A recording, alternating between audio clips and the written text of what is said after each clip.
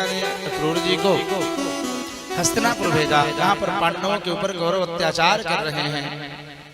जो ही कुंती बुआ ने सुनो अक्रूर भैया आए हैं, मायके से विवल होकर के अक्रूर जी के सामने रोने लगी कुंती। क्या भगवान भी हमारे पुत्रों के हमारे कष्ट को दूर करेंगे? जाकर के समझाया था राष्ट्र को, अपने पुत्र में और पांडव पुत्रों में भेद मत करो। इस राजपाट का अधिकार पांडु के पास था, पांडवों का ये पद है। कौरवों का पक्ष लेकर के अपने पुत्रों का, उनके साथ अत्याचार मत करो। लेकिन धृतराष्ट्र की बुद्धि नष्ट हो गई थी शकुनी की कुचाल के कारण। अतः उसने कह दिया हम कुछ नहीं जानते हैं, जो होगा भगवान करेंगे, हम कुछ नहीं जानते हैं। और वहां से मथुरा आए। मथुरा में अस्थि प्राप्ति नाम की जो दो कंस की पत्नी यहाँ हैं, भार्या हैं, वे अपने पिता के पास मगध नरेश जरासंध के पास पहुंची। विधवा सफेद वस्त्र पहन करके, सिंदूर मांग उजड़ा हुआ है, हाथ सूना है। अपने पुत्रियों को वैधव्य स्थिति देख करके कुपित हो गया जरासंध। ये क्या हुआ? तुम्हारा मंगल में कैसे? रोने लगी दोनों। अहे पिताजी, कृष्ण ने आपके दामाद का वध कर दिया, महाराज कंस को मार डाला। सुन करके कुपित हुआ जरासंध और 23 चौड़ी सेना लेकर के मथुरा की तरफ चढ़ाई किया। भगवान ने अपने दिव्य आयुधों को प्रकट किया है, शंख चक्र गदा पद्म आए हैं, चतुर्भुज रूप धारण किया। दाऊद जी का हल मूसल आया, चतुरंगड़ी सेना का संहार किया। जरासंध को छोड़ देते हैं। बार बार ये 23 चौड़ी सेना लेकर के मथुरा में आता है भगवान, इसकी सेना का संहार करते हैं। 18वीं बार ये चला था, उससे पहले कालयवन आया। मुचकुंद के ऊपर भगवान ने कृपा की, मुचकुंद के द्वारा कालयवन का उद्धार हुआ। 18वीं बार जरासंध फिर से पधारा मथुरा में। भगवान ने अपने योग माया से मथुरा के समस्त राज ऐश्वर्य संपदा को, समस्त मथुरावासियों को विश्वकर्मा के द्वारा जो द्वारिका बनवाया समुद्र के अंदर, वहां पहुंचाया। और स्वयं रणछोड़ राय बन के भागे हैं दाऊ के साथ।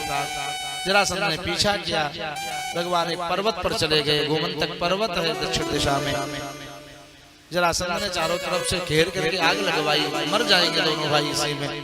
भगवान वहां से कूद पड़े समुद्र में और सीधे द्वारका पहुंचे। कालांतर में रेवत नाम के राजा की पुत्री रेवती, जो अत्यंत लंबी हैं, बड़ी हैं, सुंदरी हैं, सतयुग के राजा और उनकी पुत्री हैं, ब्रह्मा जी के लोक में गए। समय बीता, यहाँ के कई युग बीत गए। ब्रह्मा जी ने कहा चले जाओ। और इस समय नारायण के अंशावतार बलभद्र के रूप में शेष नाग हैं, उन्हीं के साथ तुम्हारी पुत्री का विवाह होगा। दाऊ जी के साथ इनका विवाह हुआ। आगे रुक्मिणी माता भीष्म की पुत्री हैं। भीष्म जी तो चाहते थे रुक्मिणी के अनुसार ही विवाह होगा, स्वयंवर होता था पहले। कन्या सैकड़ों राजकुमारों के मध्य में जयमाला वरमाला लेके चलती थी, और जिसको वह चाहती थी उसके गले में अपना वरमाला डालती थी। स्वयंवर की प्रथा प्राचीन काल की है, लेकिन इसका जो भाई रुक्मी है वह भगवान श्री कृष्ण से द्वेष करता है। अतः कृष्ण की शादी को, विवाह को नकार दिया रुक्मिणी के, और अपने मित्र शिशुपाल के साथ विवाह निश्चित करा दिया। बारात लेकर के आनंद फानन में रुक्मी की आज्ञा से शिशुपाल पहुंच गया। उससे पहले उन्होंने ब्राह्मण के द्वारा अपने प्रेम पत्र को द्वारकाधीश श्री कृष्ण के पास भेजा। पत्र लेकर के सुदेव नाम के ब्राह्मण गए हैं, और श्याम सुंदर पत्र को देख करके विह्वल हो गए।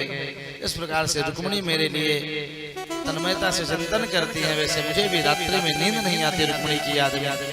तथा हमपि तच्चित्तो निद्रां च न लभे निशे, वेदाहं रुक्मिणाद्वेषात् ममोद्बाहो निवारितः। मैं जानता हूँ ब्राह्मण देवता कि रुक्मिणी देवी मुझसे प्रेम करते हैं, लेकिन उसका भाई जो रुक्मी आदि है ना, वे मुझसे द्वेष करते हैं।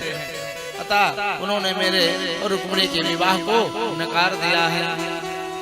रुक्मिणी ने प्रेम पत्र लिखा, भगवान यदि आप मुझे वर करके न ले गए तो मैं मर जाऊंगी, शिशुपाल के साथ विदा नहीं होंगी।